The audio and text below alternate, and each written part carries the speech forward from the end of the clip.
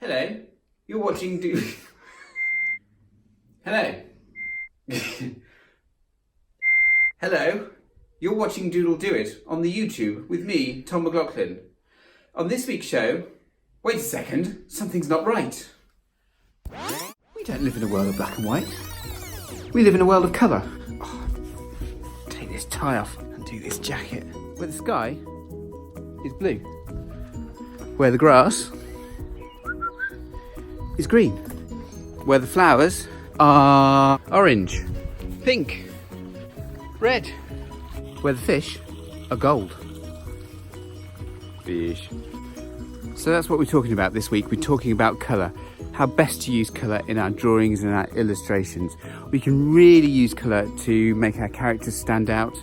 And it really helps with the overall look and feeling of your drawings. It's like bringing them to life. So this week, it is a special Technicolor edition of Doodle Do-It. Let's get to the drawing board. Let's get doodling.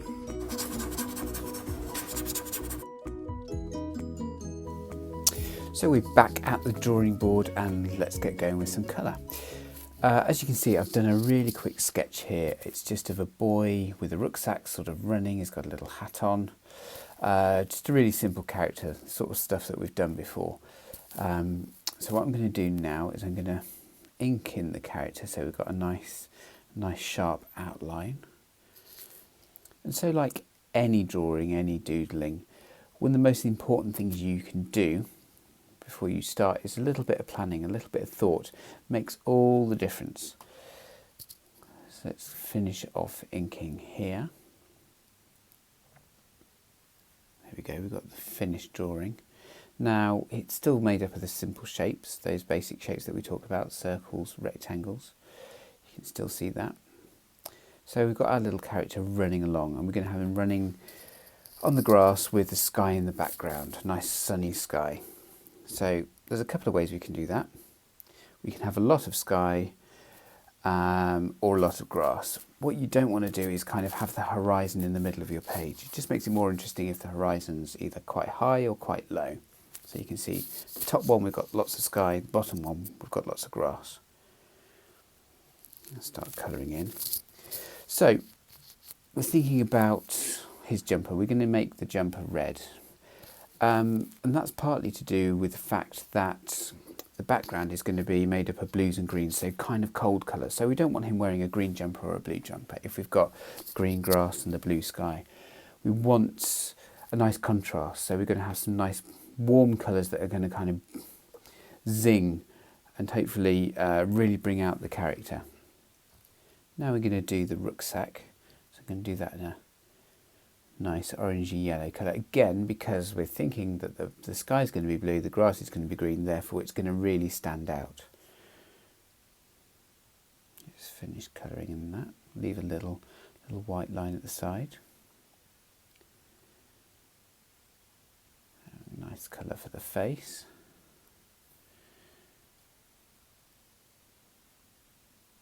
It also works with the rucksack being quite a light colour and the jumper being quite bright. If it was two light colours, a light jumper and a light rucksack, it might not work as well. I'm going to leave a little white line around the face. That's going to be like the highlight where the sun's shining on. So let's have nice purple colour for the hat. Again, we want something different that's not the blue or the green and that's not the red or the yellow. It can be quite tricky because you start running out of colours. You think, well, I've got all this stuff going on in the background. Another sort of really good tip is if your background is dark, then maybe keep the colours on your character quite light.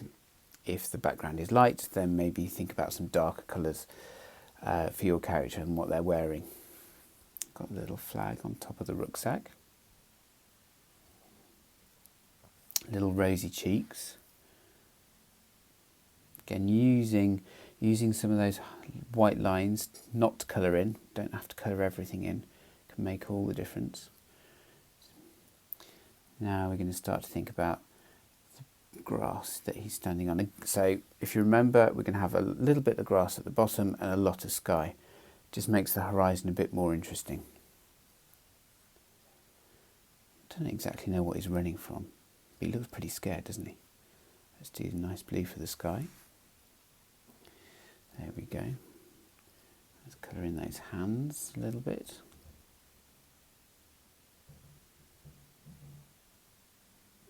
Finish up with the detail. Going to put a little shadow underneath. Remember, the shadow is really important. Now the character's got quite a lot of shading on, so we can see the highlights bit. So maybe we can think about adding some dark bits to the face. So I'm just gonna. I don't need to worry exactly where all the shadows are going to go. It's just sort of round the edge. I don't know if you can see that on the face. Just making that a little bit darker, and then even just making one side of the rucksack a bit darker.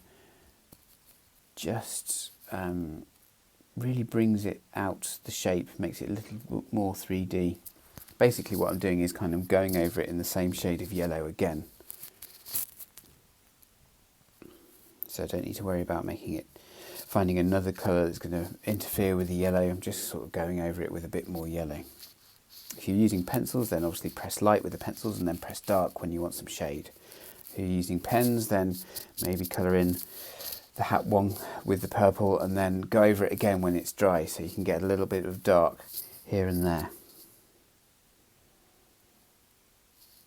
Just makes it a little bit more 3D, a little shadow under the nose as well. There we go. I've got some little white lines on the jumper. Again, it's little details can just make a bit of a difference.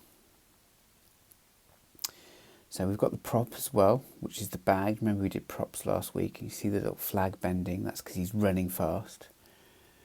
Again, all these things help with your character. Got the eyebrows making him look scared. What's he running from? It makes you kind of almost want to write a story about this character. I'm just going to add a few little white squiggles on the blue just for clouds. Clouds are quite difficult to draw. If you want them realistic, it can be quite difficult, but just a bit of a white squiggle.